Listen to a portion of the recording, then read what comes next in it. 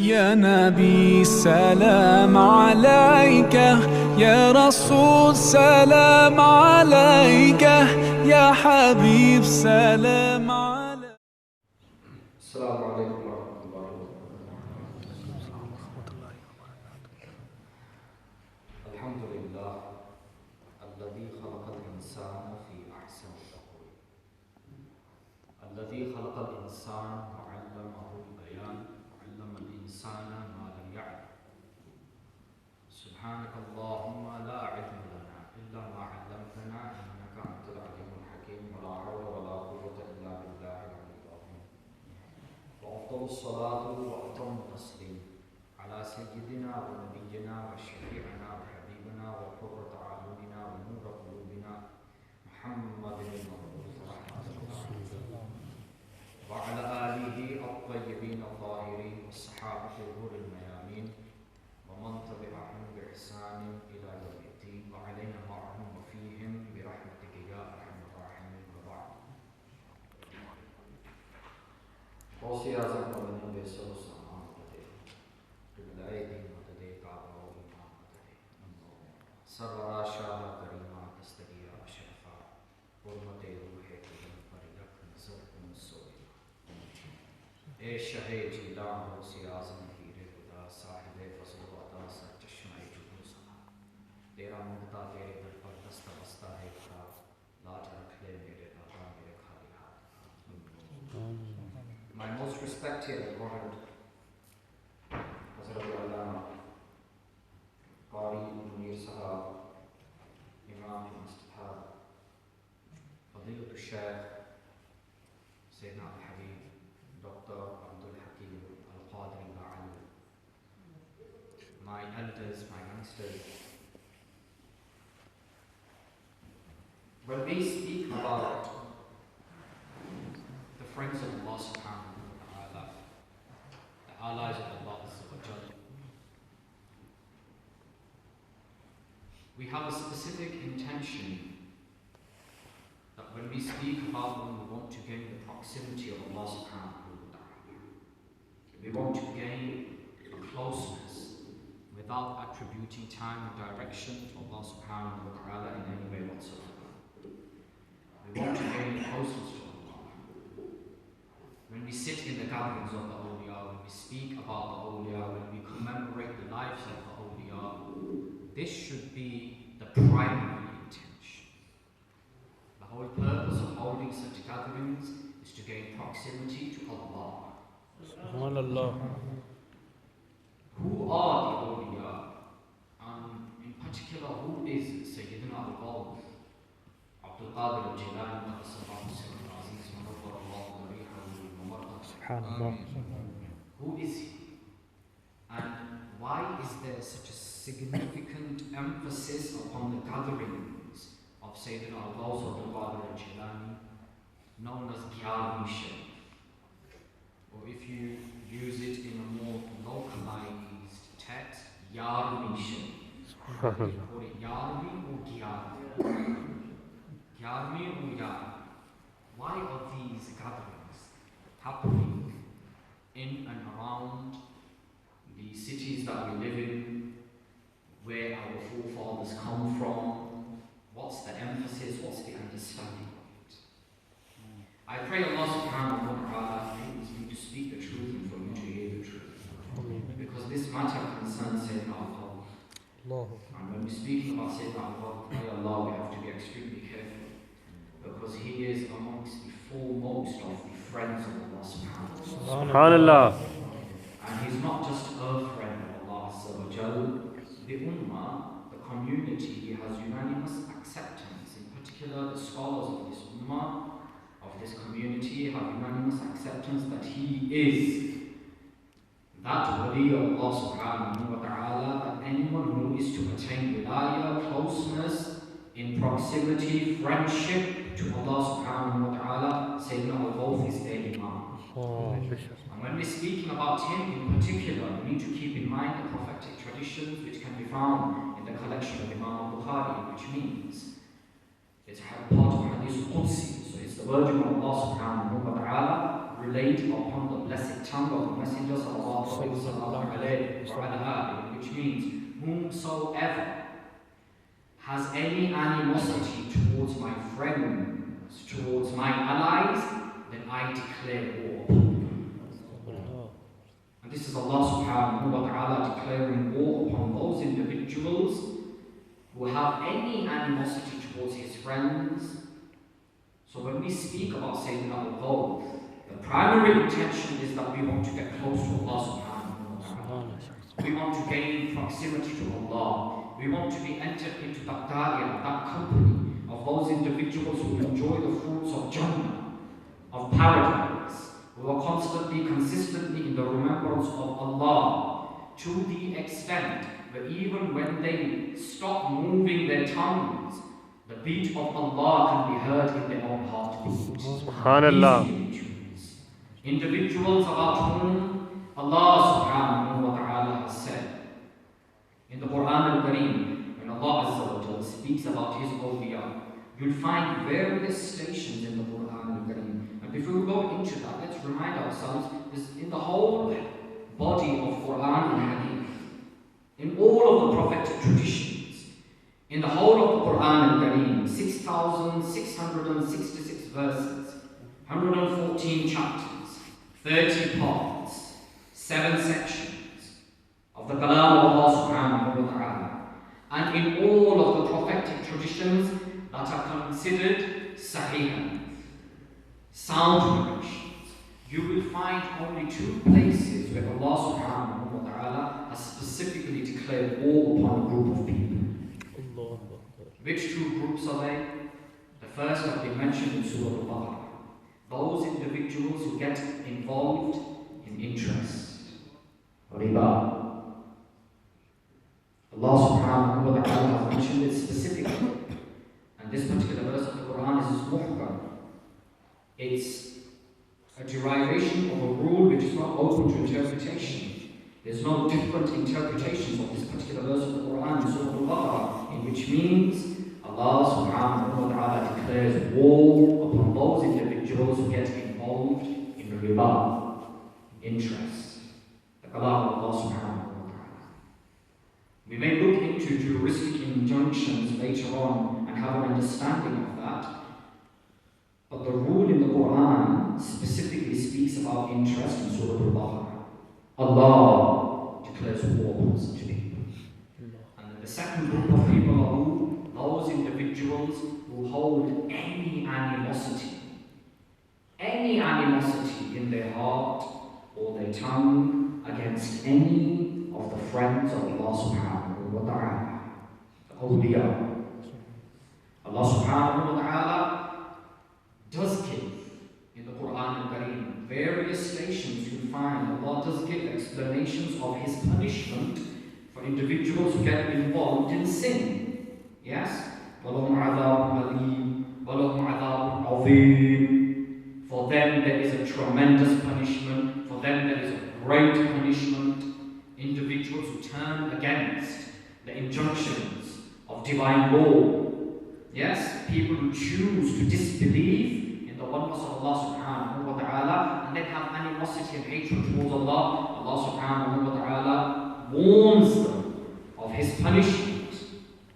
We know about this. Allah subhanahu wa ta'ala specifically declares war upon these 2 groups of people. Those who get involved in interest and those individuals who have any animosity towards any of his allies, the awliya. The awliya in particular, when we speak about them, it needs to be understood that the awliya of this ummah, wali, singular, awliya, a wali, literally translated an ally, someone who you can take on as an ally, a friend. Yes, a wali of Allah subhanahu wa ta'ala. We need to understand that this ummah, this community of the Prophet Muhammad sallallahu alayhi wa sallam is not the only ummah that has had awliya. The communities that came before us, Sayyidina Isa alayhi salam, Sayyidina Musa alayhi salam, Sayyidina Nuh alayhi salam, yes, right up until Sayyidina Adam alayhi salam, in their respective communities, they were also awliya. Subhanallah. There was friends of Allah subhanahu wa ta'ala that have existed in different times before this particular time that we're living in. The difference being the awliya of this ummah are the highest of the awliya that have ever existed. Subhanallah. For example, no comparison, but just for example, if you look at the companions of the Prophet Muhammad sallallahu alaihi wasallam, his companions are the elitist of all of the companions that came in their respective times of all of the prophets. The companions of this ummah are the highest.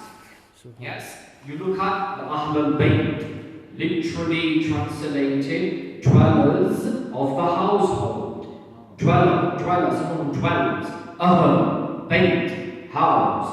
But the Ahlul Bayt al-Nubuwwah, Sayyidina Nabina Muhammad sallallahu alaihi wasallam, his Ahlul Bayt is the highest of all households. Subhanallah. You understand? So the awliya of this ummah are the highest of all the awliya that have come.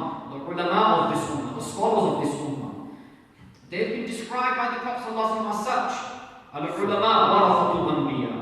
That the ulama of this ummah, they are indeed the inheritors of the prophets. And then he furthermore says, وَأَكْرَمَهُ الْعُلَمَاءُ فَإِنَّهُ وَرَثَةُ الْأَنْبِيَاءِ. Honor the scholars of this ummah, for indeed they are the inheritors of the prophets.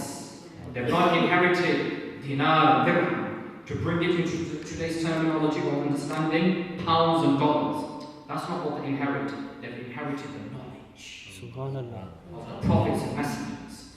This is related to the ulama. Sayyidina Imam Jalaluddin al-Suyuti rahimahullah ta'ala specifies that one of the requirements of the awliya is that they have to be amongst the ulama. They have to be amongst the ulama. The awliya, they have a deep connection to the ulama. Now up here we also need to understand, as I explained in yesterday's gathering, when we were in Peterborough, that the ulama of this ummah, not all of the ulama of this ummah have been to a madrasa, a specific school to study. You know how we have formal studies of education? Yes? You bring it into secular understanding, and you may go to a college or a university to get a degree and what have you, yes? Formalized education. And then you may have someone, no comparison, just for example, okay? Then you may have someone who has a lot of experience in that field that you've been studying. For instance, up and down, not only Britain but around the whole world, there are institutes that specialize in teaching how to cook. Yes? I went to one myself in the 90s. That's where I studied. I'm a born cook, by the way, brothers. Cooking. Yes? That's what I studied. That was my degree was in cooking. But then I can't cook as good as my mom, but she ain't been to have no degree. She ain't been nowhere to study how to cook. That's experience that she's had. You understand? Our mothers and our wives, alhamdulillah, inshallah, they are the best of cooks. Yes? Our mothers and sisters in our world, they're the best of cooks in the household. But then we can't deny the fact that the best chefs around the world are men. That's an argument within itself. So you may have individuals who've been to study how to cook. Lekin maa ki roti. Allah. Maa ki roti to maa ki roti. You know the chapati your mother cooks? When I say chapati, as Africans we call it chapati. Yeah, when we have our chapati ya mamangu, chapati ya mamangu. My mother's roti is my mother's roti. Nobody can beat that. Yeah, for me, for you, your mother's roti is your mother's roti. Nobody can beat that. Yes? Umar Shaheen knows what I'm talking about. He's living in London half his life. When he comes back home, maa ki roti, maa ki roti. Mom's roti is mom's roti. But then you've got individuals who've been specifically to learn and to study how to cook. So they're experts in their fields, but then you've got individuals who've had that experience. They've learned through experience. No comparison whatsoever, but just for example. Now in this ummah, we have been blessed in this ummah, that the ulama of this ummah, and one may ask, what's this got to do with the awliya? Every single wali of Allah subhanahu wa ta'ala is amongst the elitist group of the ulama. Whether they've learned in a madrasa or not. And we have proof of this from the Quran. Subhanallah. Sayyidina Khidr alayhi salam, which madrasa did he learn? Which madrasa did he go to attain a certificate of study? Did he go in specifically? And when he was asked to teach his youth, min dunillah, this comes from Allah. So this particular science of study between the slave and the creator, min dunillah, is specific to that individual given from Allah subhanahu wa ta'ala. Ilm ladun. Sayyidina Abdul Aziz al-Dabbagh, rahimahullah ta'ala, the qutb of his time, yes, amongst the awliya, amongst the elites of the awliya of his time, Maliki, na'am, master of fiqh, Sayyidina Abdul Aziz al-Dabbagh, rahimahullah ta'ala. Which madrasa did he study? Where? Is there any madrasa that he specifically went to study? But when he used to quote the Quran and Hadith, and his disciples would ask him, he had disciples, people who would study under him, Maliki fiqh, Hadith, Quran, Tafsir. When individuals would ask him, or people to share, our respected scholar, where did you learn this from? Every quote that you're giving, we check it against the sources, and it's there. Word to word, it's there. Who taught you? Allah min dunillah. This has come from my Lord. We have such individuals in this ummah who have taken it directly from their Lord. You understand? Sayyidina Abdullah ibn Abbas radiyallahu anhu. And Sayyidina Nabi Muhammad sallallahu alayhi wa sallam hugs him. When he hugs Sayyidina Abdullah ibn Abbas and he moves away from the chest of the Prophet, from that chest of Alam Nashra, Laka Sabara, when he moves away from that chest, and Sayyidina Abdullah ibn Abbas takes a step back, everything that was within the chest of the chosen one, Mustafa, transferred into the chest of Sayyidina Abdullah ibn Abbas. SubhanAllah. Yes, we know this from prophetic tradition. Sayyidina Ali ibn Abi Talib. Sayyidina Hassan al-Basri sits in his presence. And Sayyidina Ali takes off his khirqa, his cowl, and makes him wear it. And Sayyidina Hassan al-Basri stands. And Sayyidina Ali ibn Abi Talib says about Sayyidina Hassan al-Basri, now whatever you want to take from me, take from him. Allah. जो मुझसे लेना चाहते हो अब Hasan al-Basri से ले लो. SubhanAllah. My point being that every single wali of Allah subhanahu wa ta'ala finds a way and a means for that individual to learn. But the awliya of Allah subhanahu wa ta'ala, be assured, they do not ever preach or teach against Sharia. They never preach and teach against Sharia. They don't call towards themselves, they call towards Allah. They call towards the Messenger. They remind us that your ultimate goal is Allah. This is what the awliya do. So we do have a group of awliya who have not necessarily been to any madrasa, but Allah subhanahu wa ta'ala has given them that knowledge. Yes? And then we have the awliya of Allah subhanahu wa ta'ala who have been through formal studies. They are also counted amongst the awliya. As Sayyidina Fakhruddin al-Razi, alayhi rahmah, what did he say? He said that if the ulama of this ummah are not awliya, then nobody can be a wali of Allah subhanahu wa ta'ala. What does this mean? It means the knowledge that they learn, they implement it in their lives and they pass it on to others. They do not keep it to themselves. It's not restricted to themselves, they pass it on to others. They genuinely struggle day and night to make sure people are learning what they have learned. They keep it going. Yes? The awliya of Allah subhanahu wa ta'ala. Now the awliya of Allah azza wa jal, often, when we hear about the awliya, the first thing that comes to our mind, genuine. Yes? When we say wali of Allah, first thing that comes to mind, this individual, subhanallah, there must be some next mystic. Yeah? Mysterious individual who dresses in a specific way, who lifts their finger and trees stop to speak. We often have this understanding, yeah, that the awliya, they're not normal people like you and me. The sense of normality exists. amongst the awliya, but the reality of the awliya is different to ours. Subhanallah. Subhanallah. Every 40 people, yes, you get a group of 40 people, one of them will be amongst the awliya. One of them will definitely be a wali. From amongst every 40 people. And we know this from the traditions of the lads of Sayyidina Muhyiddin ibn Arabi Shaykh al-Akbar, rahimahullah ta'ala. The likes of Shaykh al-Akbar, Sayyidina Khaja Gharib Nawaz, Muhyiddin Chishti radiyallahu anhu, Khaja, he also said the same thing. And where do they get this from?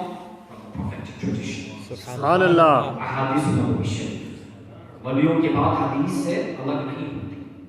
The awliya don't preach against the prophetic tradition. They look at the prophetic tradition, which means out of every 40 people, there will be one individual, one abid, one worshipper whose worship Allah accepts. Through that individual, Allah accepts 40 people's worship. Subhanallah. We know this about Hajj as well, do we not? When the Hujjaj, when pilgrims, Allah makes all of those people to perform Hajj day and night. When we go for Hajj, we know from prophetic traditions, not everyone's Hajj is accepted. On the day of Arafat, Yawm al-Arafat, upon that day, Allah subhanahu wa ta'ala chooses an individual. One individual. And because of that one individual, thousands of Hajj will be accepted. Millions will come into the fold of acceptance because of that one individual. The elite of the awliya who is present in Arafat. We know this about tawaf, when we do the tawaf of the Kaaba, yes? Circumambulation of the Kaaba, when we walk around the Kaaba. Not everyone's tawaf will be accepted, but there will always be that one, male or female, abid, true slave of Allah subhanahu wa ta'ala, through whom Allah will accept everyone's tawaf. Subhanallah. We know in Jama'ah, in Salah, when we pray in congregation, it will be the Ameen of one individual through whom Allah subhanahu wa ta'ala accepts everyone's salah. Subhanallah. Who are these people? These are the awliya of Allah subhanahu wa ta'ala. They live amongst us, they walk with us, they eat with us, they drink with us, they talk to us. They could be one of our boys. We don't know. Who knows? Who knows? Whose awliya? Whose waliya? Whose awliya are they? Allah's. So who knows? Allah knows. They are Allah's friends. Is it necessary for everyone to know who the awliya are? No. As Qutb al-Aqtab said, Al-Habib Ahmad Mashur bin Taha al-Haddad rahimahullah ta'ala, wa naf'ana Allah bihi, Allah makes benefit through him, Ya Rabbal Alameen. Said Al-Habib Ahmad Mashur al-Haddad, he used to say that the awliya have been categorized.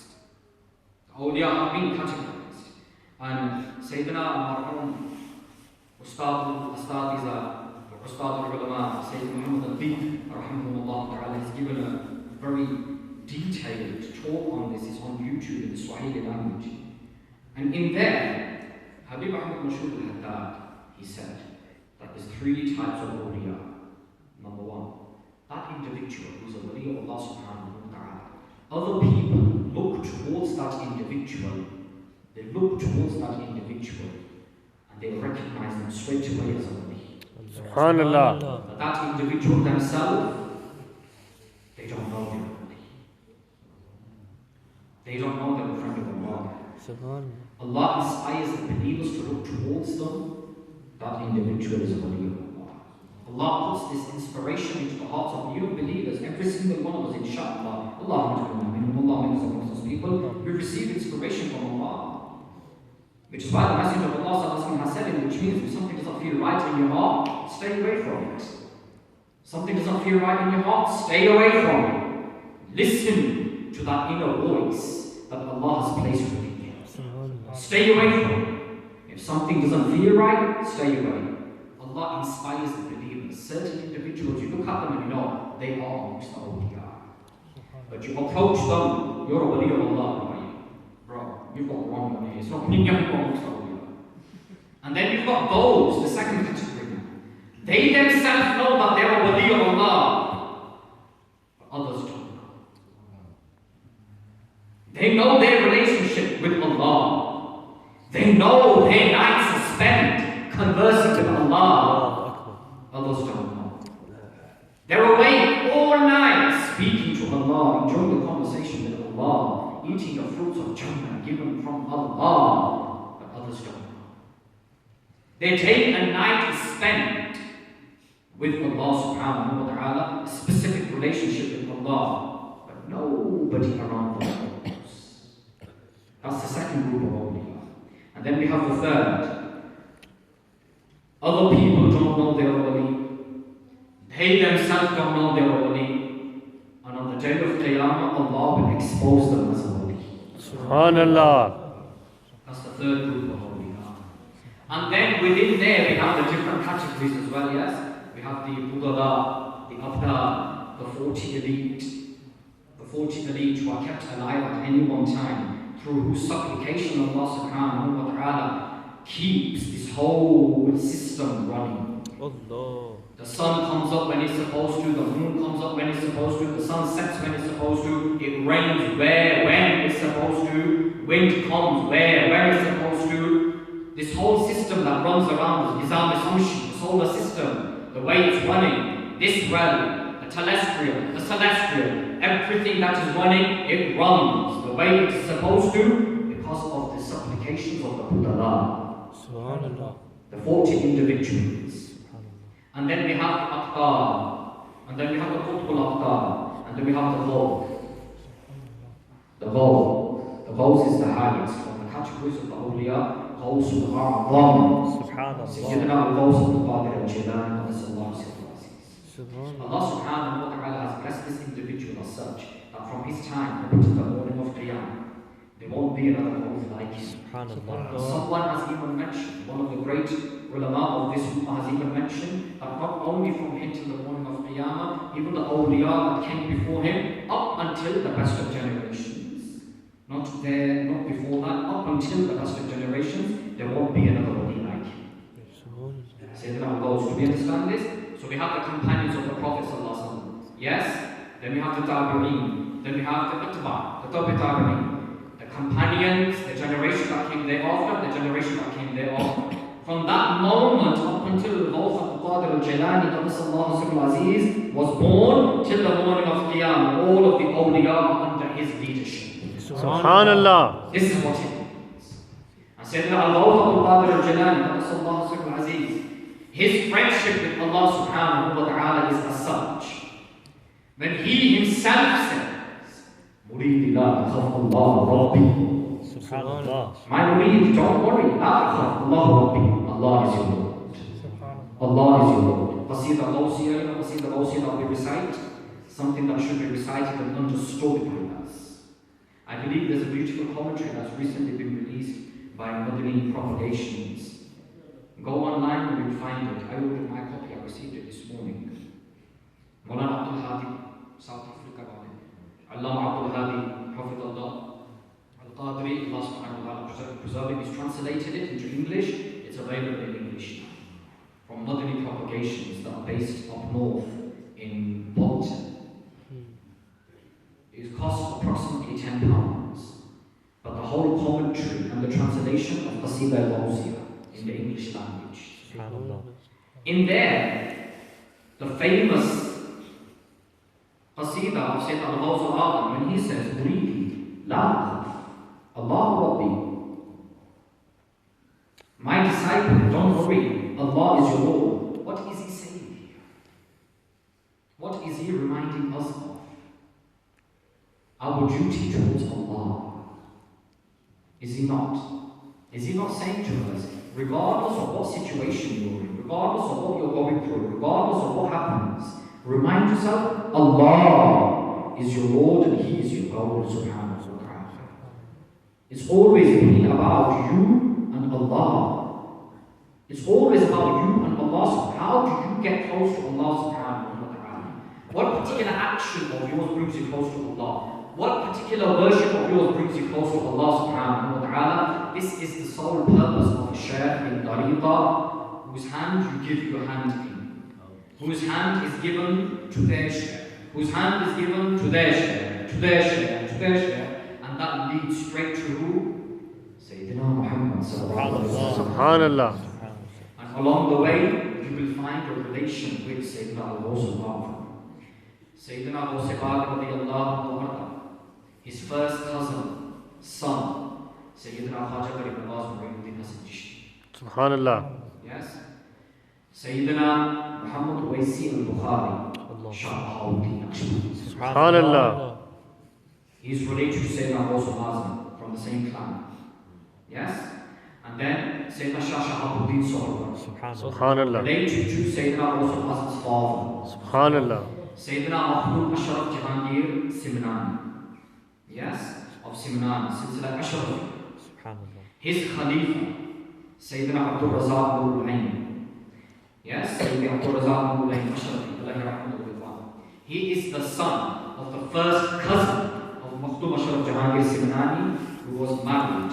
She was married to the nephew of Sayyidina Abdul Qadir al-Jilani. Subhanallah. And then if you look at the nasab, the physical nasab of all of the Sadat and Shurafa, all of the descendants of the Prophet, Salawat Rabbi Salaam alayhi wa alayhi, they will all go and meet who? Sayyidina Imam Ja'far. Yes? Either through Sayyidina Musa Qadir, or Sayyidina Ali Uraidi, or Sayyidina Muhammad al-Baqir. Yes? And their grandfather is who? Sayyidina Imam Zayn al-Abidin. Sayyidina Ali ibn Hussein. Yes? Who we know as Zayn al-Abidin. Alayhi salam radiyallahu anhu. His father is Sayyidina Hussein ibn Ali al-Sibt, the grandson of the Messenger sallallahu alayhi wa sallam. Him being the son of Sayyidina Mawla Ali ibn Abi Talib. Yes? Who is, we know, the son-in-law and the first cousin of Sayyidina Nabi Muhammad sallallahu alayhi wa sallam. This lineage has different branches, but the root of it all is Sayyidina Muhammad sallallahu alayhi wa sallam. Subhanallah. The root of it is the Prophet sallallahu alayhi wa sallam. Today, if you want to call it the Chishti order, or the Naqshbandi order, or even the order of Sayyidina Al-Gawth himself, Al-Qadiriyya, or Sohrawardi, or Ba'ali, or Shadili, Sulaymani, Barakati, Na'imi, Rizvi, Ashrafi, Sultani, whatever tariqa you want to call it, it will all go and meet Sayyidina Al-Gawth Al-Qadir Al-Jilani one somewhere. Subhanallah. Either through the physical nasab, yes, or a relation with him in tariqa, either physically or spiritually. Al-Gawth Al-Madian, radiallahu anhu arda, who had the fiqh of Sayyidina Abdul Qadir Al-Jilani, who then met Sayyidina Imam Abdullah bin Abi al-Haddad. Yes? Sayyidina Abdul Hasan al-Shadili, radiallahu anhu arda, they have a relation with Sayyidina Al-Gawth Al-Qadir Al-Jilani, spiritually and physically. If you look at all of the turuq and salasil, they all have a relation with Sayyidina Al-Gawth. So when Sayyidina Al-Gawth Al-Qadir Al-Jilani says, Uridi, la takhaf Allah Rabbi, who is he speaking to? Only those individuals who've given their hand specifically in the Qadri order, or anyone who gives their hand into any share of the tariqah? Who is he speaking to? Everyone. As long as you have the manhaj of the Prophet sallallahu alayhi wa sallam, La ilaha illallah Muhammadur Rasulullah sallallahu alayhi wa sallam, and you try your utmost best to live by it, and inshallah you die by it. Don't worry, Allah is your Lord. Allah is your Lord. So these gatherings that we have in commemoration of Sayyidina Al-Gawth Abdul Qadir Al-Jilani, why specifically on the 11th? Now you're going to find many different narrations. You'll find many different narrations. One of the well-known narrations, Sayyidina Ibn Qudama al-Maqsidi, rahimahullah ta'ala, the last student of Sayyidina Al-Gawth Abdul Qadir Al-Jilani, one of the pioneers of the Hanbali school of thought, Ibn Qudama al-Maqsidi. He says that Sayyidina Al-Gawth Abdul Qadir Al-Jilani, under the instruction of his own teacher, of his own sheikh, yes, Sayyidina Al-Gawth used to feed the poor of Baghdad, the poor people of Baghdad. And then on the 21st, he would say that on the 21st of every month, he would extend that invitation and people from the whole of Iraq would come to it. He would feed them. According to the hadith of the Prophet ﷺ, feed people. So he would feed people. Yes? And when Sayyidina Al-Gawth passed away, then his disciples would do it on the 11th of every month. This is one narration that is given. The other narration that is given is the well-known miracle. To touch upon miracles briefly, is it necessary for the awliya to perform miracles? Is it a requirement? No. Huh? No. The biggest miracle the awliya which they can perform today is to remain firm upon Sharia. Subhanallah.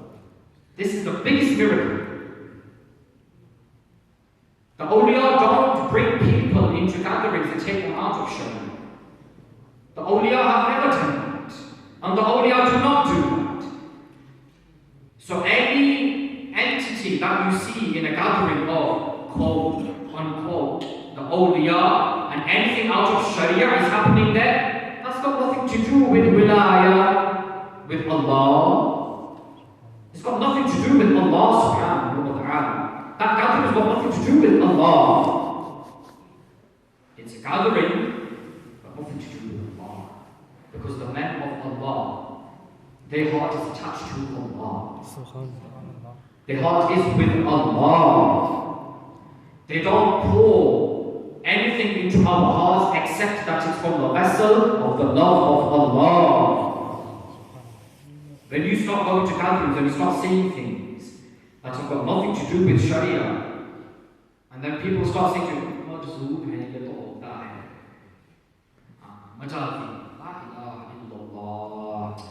this is, look, these things need to be spoken about openly, not to ridicule anyone, but to openly warn one another against the dangers of some of the things that go on in our communities.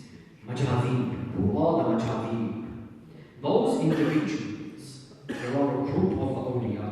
Majadub, of course they exist. The Majadib have always existed. Majadub, the Har, Shahar Nafi. Har Kalim Majadub. Who are the Majadib? Those individuals who have such a unique friendship with Allah subhanahu wa ta'ala that often they do and say things that are strange. They are strange, but they have no control over themselves because they are drenched in the love of Allah and His Messenger. Subhanallah. वो होते हैं मजदूर, वो नहीं जो शराब पिए, नशाबाजी करें, और फिर कहेंगे तो अपने कलंदर लोग हैं। कलंदर के लिए अल्लाह का नाम लेना काफी है, अल्लाह के नाम में उसको नशा जाता है, फिर चरस पीने की क्या जरूरत? अल्लाह का नाम काफी है कलंदर के लिए। The Qalandar, those individuals who lost themselves in the love of Allah subhanahu wa ta'ala, they don't need a spliff, my brother. They don't need a bottle of alcohol. Stop attributing this haram to the elite of Allah. The awliya of Allah subhanahu wa ta'ala are an elite group of people whom Allah has mentioned. Allahu waliyul ladina amanu yukhrijuhum min al-dhulumati ila an-nur. They take you out of darkness and bring you into light. How dare you attribute darkness to the friends of Allah subhanahu wa ta'ala? How can this be that individuals who are taking you into darkness, and you think they're from the awliya? Asli Majazibun, who are the true Majzub? What are their signs? Their signs are, the moment you look at them, you think, if only I loved Allah the way they loved Allah. If only I had that relationship with Allah that they have with Allah. If only I was willing to sacrifice the way they sacrifice for Allah. Sayyidina Musa Suhar ko dekhen, Allah ke rahmat wa ridwan. Aur kabhi kabhi inke waaqe mein bade ajeeb aur ghareeb hote hain. They're very strange, but they have no control over themselves. Sayyidina Musa Suhar, his narration has been mentioned in detail by Shah Imam Muhammad Raza Khan Fazil Bareilly, Allah ke rahmat wa ridwan. Allah Hazrat Nazimul Barakat, he puts down his narration. When people started to point fingers at Sayyidina Musa Suhar, who's buried in Ahmedabad, in India, Ahmedabad, Gujarat. He's buried there, his mazar is there. Sayyidina Musa's amongst the Majazib, Majzub yani, strange phenomenon going on with him. Sayyidina Musa Suhar, and when we hear about his narration, his story, we often think, okay, you know what, this sounds strange. This doesn't sound normal. But that's what the Majzub is. They're not normal. They're not normal people. There's nothing normal about them, but they will never take you off Sirat al-Mustaqim. They won't take you off Sirat al-Mustaqim. They'll do strange things. Sayyidina Musa Sahab used to walk around on the streets singing. And he would say words like, Na tu mera khuda, na main tera banda, main teri kyun manun? Astaghfir. You're not my Lord, I'm not your slave, why should I listen to you? Now to hear that, it's strange, isn't it? Yes. As soon as you hear something like this, hold on, that's dodgy. Yes. Stay away from that. Na tu mera khuda, na main tera banda, main teri kyun manun? You're not my Lord, I'm not your slave, I'm not your servant. What shall I listen to what you have to say? The people of the community heard him saying these things, and they come to Qibla Allah Mas'ud the mosque. Hazrat, ये जो बातें कर रहे हैं ना कि ना तू मेरा खुदा ना मैं तेरा बंदा मैं तेरी क्यों मानूं, ये देखो ये क्या कर रहे हैं. This is just one of the narrations regarding him. There's many narrations regarding Sayyidina Musa Sahab. There's even a narration regarding the history of ambulance. That's a different story for a different day. And Sayyidina Musa Sahab, people come to Allah Mas'ud seek clarification. Tahqiq teacher. They call him. Musa Sahab, what's this? Ye kya hai? He said, but you have to baat dena, it's the truth. Na tu mera khuda, na main tera banda, main teri kyun maanu? There's Musa Sahab, you better either retract your statement to do tawbah, repent to Allah subhanahu wa ta'ala, and retake your shahada, or explain to us what's going on. He says, listen, 3 days ago, 3 दिन पहले मैंने खाना खाया, I had some food, and it felt real good. You understand? That was some nice food. My nafs got happy. Allahu Akbar. My nafs got happy. So for 3 days I've been starving myself. Allah. My nafs is saying, खाना दो, खाना दो. नफ्स कह रही है खाना, खाना. तो मैं अपनी नफ्स से कह रहा हूँ, ना तू मेरा खुदा, ना मैं तेरा बंदा, मैं तेरी क्यों मानूं? Subhanallah. Subhanallah. ये होता है मसूद. Subhanallah. देखने में सुनने में बड़ा अजीब, हकीकत कुछ और है. Oh.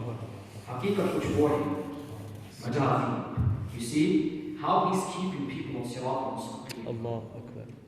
The Majazi were not those people who would wear those bells on their legs, go inside the mosque, stop beating drums, and stop dancing in the house of Allah subhanahu wa ta'ala, and say, "Give Allah Stop. That's not Allah, that's not Mujizul. What's happened is this Sharia of Rasulullah sallallahu alaihi wasallam pure enough for you to reach that zenith? Is the dhikr of Allah not enough for you to reach that understanding? To lose yourself in the love of Allah? Is the dhikr of Rasulullah not enough for you? Why do you have to adopt the ways of the mushrikeen? Why so? Who uses this in worship? Is it not the mushrikeen? Ringing bells, playing drums, in their quote-unquote places of worship? For them that's worship. Hamare liye kya hai? Stand in the presence of Allah, say Allahu Akbar. Bow down to Allah, say Subhana Rabbi al-A'la. That's enough for you to taste the love of Allah. Subhanallah. You don't need to dance around fire in the house of Allah. And the reason I'm saying these things is because these things are happening. And people attribute it to the loves of the awliya. Nothing to do with the awliya whatsoever. This ghafla, this heedlessness that is creeping inside the ummah today. Many a young British Muslim is turning away from the gatherings of Yarwi Sharif, Barwi Sharif. Why? Why? It's because of such things and the lacking of understanding. So when Sayyidina Al-Ghawth al-Qadir al-Jilani used to hold such gatherings himself, when he used to feed people, thereafter, when the Murideens, the disciples, especially in the Asian subcontinent, when they would remember Sayyidina Al-Ghawth al-Qadir al-Jilani, they would keep it on the 11th. There's also one narration that he passed on in the month of Rabi'ul Thani. On the 11th of Rabi'ul Thani. Hence, Yarwi Sharif. Upon that day, the Murideen, the disciples of Sayyidina Ghawsi Azam Abdul Qadir al-Jilani would get together. They would do some dhikr of Allah subhanahu wa ta'ala, they would recite some Quran, and they would send the reward to the soul of Sayyidina Ghawsi Abdul Qadir al-Jilani, and they distribute food in his name. This was Yarwi Sharif. Subhanallah. You can call it Yarwi Sharif, Yarwi Sharif. We call it, in fact, where we come from, we call it Hawl. We call it the Hawl of Sayyidina Abdul Qadir al-Jilani. Like in Africa, we have these gatherings. We call it Hawl. Where we say that Habib comes from in Gerba. Up there, they call it Hawl. The gatherings that are in the remembrance of the awliya of Allah subhanahu wa ta'ala, regardless of what you call it. My respected brethren, have these gatherings on a regular basis. And in such gatherings, increase your understanding of the deen. The way of Sayyidina Abdul Qadir al-Jilani is based upon teaching, knowledge and wisdom. Sayyidina Abdul Qadir al-Jilani himself says, Darastu ilm, I taught knowledge, hatta until my disciples became Muslims. I taught knowledge until my disciples became Qutubs.